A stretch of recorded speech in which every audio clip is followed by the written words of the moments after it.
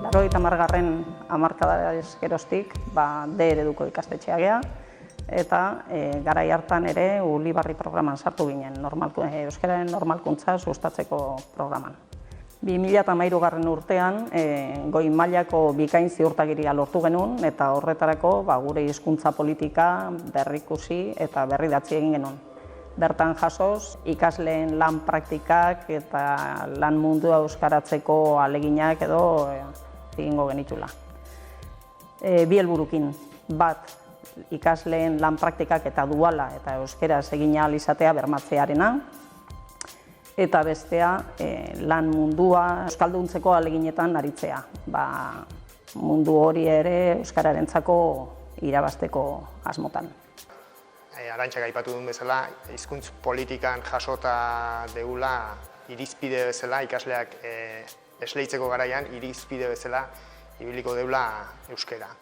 Hau da, praktikak euskaraz bermatzen duten enpresek izango genituzkela lehentasunakin edo ikasleek esleitzeko garaian. Maribrizat multinazional bat da.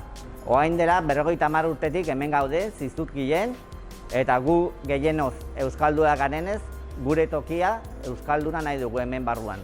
Eta horregatik oso garrantzitsua izan zen guretzako, Gorka dualeko praktikak egitera etortzea gurekin. Gorka integrazioaren gure taldean oso erraza izan zen, bera euskalduna zelako eta gure taldea baitaren. Azken finean, nik esparru gehienetan erabiltzen dut euskara. Orduan, toki berri batea iristen zarenen edo esparru berri batean sartzen zarenen, nola edo ala nahi duzu bilatu babesa, ez? Nik babesa nire hizkuntzan bilatzen dut. Orduan, hemen lanen hasi nintzanen, aurkitzea lantalde bat, non euskaraz hitz egin, euskaraz esan, euskaraz ulertu eta euskaraz erantzuten dizuten, netzako oso garrantzitsua izan da.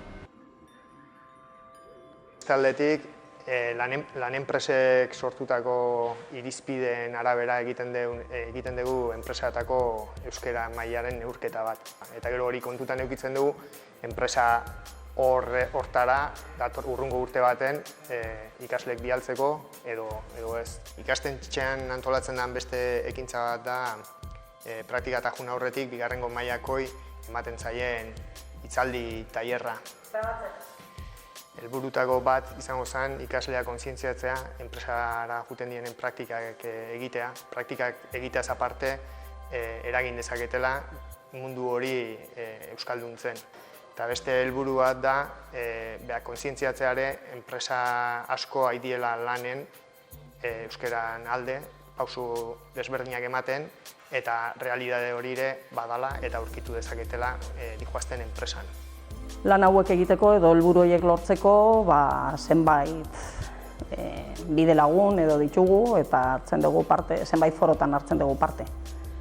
Adibidez, Tolosako lanbide heziketako sektore mailan hartzen dugu parte eta bertatik sortu zen Hezi eta Lan egitasmoa. Hezi eta Lan proiektuk eman digu aukera, enpresetara sartzeko, enpresetako jendearekin egoteko, enpresak ikusteko, beste modu batera egiten duzu lan, edo beste modu batera eragin zenezake modu horretan, ez da?